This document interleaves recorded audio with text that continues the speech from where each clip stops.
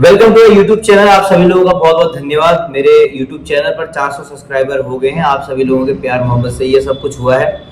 और आज मैं वीडियो बना रहा हूँ जो लोन की दिक्कत है, कर्जा जो आजकल चढ़ जा रहा है, होम लोन हो, किसी का घर का कर्जा है, कार का कर्जा है, बाइक का कर्जा है, लाखों रुपयों का कर्जा है। कैसे हम इस कर्जे से छुटकारा पा सकते हैं? काम अगर बाय चांस कुछ काम हो नहीं रहा है या बिजनेस ठप हो गया है, ऐसी अगर स्थिति है तो आपने नई शुरुआत करनी है, बैठे नहीं रहना है। पहली बात तो इंसान ने कुछ ना कुछ करे रहना है, ठीक है। आपने अपने लिए सोचना है कि मैं कुछ ना कुछ करते रहूं। आपने भले 4 रोटी नहीं कमा रहे हो तो आपने 1 रोटी फिर भी कमानी है, उससे आपको कॉन्फिडेंस मिलेगा। और यहां पर जो रोटी का मतलब है वो है काम।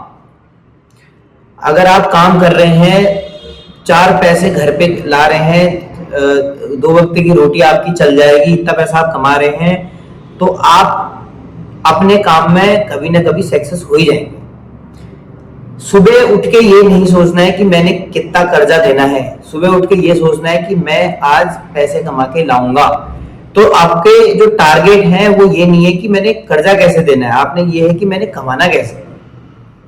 कमाने के लिए आपने साइड बिजनेस देखने पड़ेंगे। अगर आप जॉब कर रहे हैं तो आपने एक छोटा मोटा बिजनेस भी डालना चाहिए, ठीक है। या अगर आप कुछ नहीं कर रहे हैं या पहले बहुत बड़ा बिजनेस था, डूब गया है, तो आपने नया बिजनेस करना चाहिए। भले छोटा ही करो, जितना बजट है उतना ही करो, लेकिन काम करना है।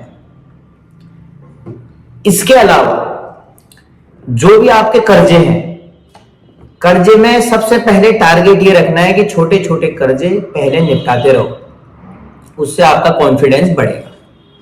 अगर आपके छोटे कर्जे नहीं आप देना चाह रहे हो, बड़ा कर्जा देना चाह रहे हो, वो भी सही है, लेकिन आपके लिए बेहतर ये रहेगा कि आप छोटे छोटे कर्जे दो। और अगर छोटे कर्जे कंप्लीट हो गए हैं, बड़े बड़े कर्जों में आप थोड़ा थोड़ा पैसा अगर देते रहोगे तो दिक्कत नहीं आएगी। अगर बाय चांस आपने किसी से पैसे भी लिए हैं तो धीरे धीरे करके आप कुछ न कुछ पैसे देते जा रहे हो, तो उसमें भी एक आशा लगती है, आगे वाले को भी लगती है कि कुछ ना कुछ पैसा आ रहा है, तो वो भी कुछ नहीं बोलेगा आपसे।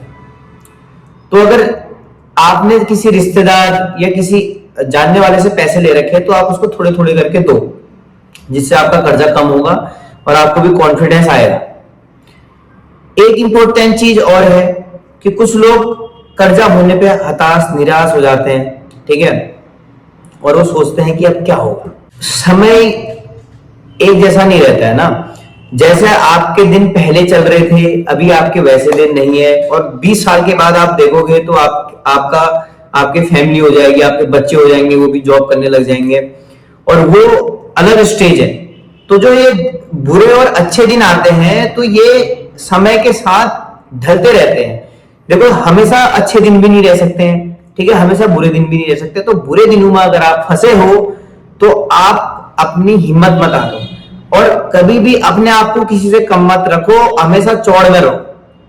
मेरा मानना यह है, हमेशा चौड़ में रहो, दबना नहीं है। अगर आप दबना शुरू करोगे तो वैसे ही आपको प्रॉब्लम्स आनी शुरू हो जाएंगी, एंजाइटी, स्ट्रेस और भी बहुत सारी परेशानियां हैं।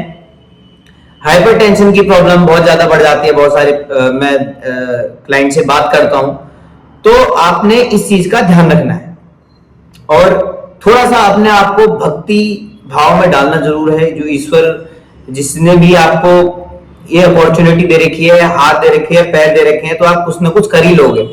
आपने ये सोचना है कि जो लोग असमर्थ हैं, ठीक है, अपंग हैं, वो अपनी जिंदगी कैसे जी रहे होंगे। तो आपका जो कर्जा है, आपके हाथ पैर चल रहे हैं, भगवान ने शरीर आपको दे रखा है, तो कुछ ना कुछ करके आप कमा ही लोगे। धीरे धीरे करके ही सारी चीजें होती हैं। तो मैं आपसे ये नहीं बोलूंगा कि आप कर्जा हो गया है तो एक लोन लो, दूसरा लोन लो, फिर सबको तारो। देखो, एक कर्जे को तारने के लिए दूसरा कर्जा लेना ही नहीं चाहिए, ठीक है। एक वक्त तक मैं ये मानता हूं कि जो लोन है वो लेना अच्छा भी होता है, लेकिन वो कंडीशन पे डिपेंड करता है।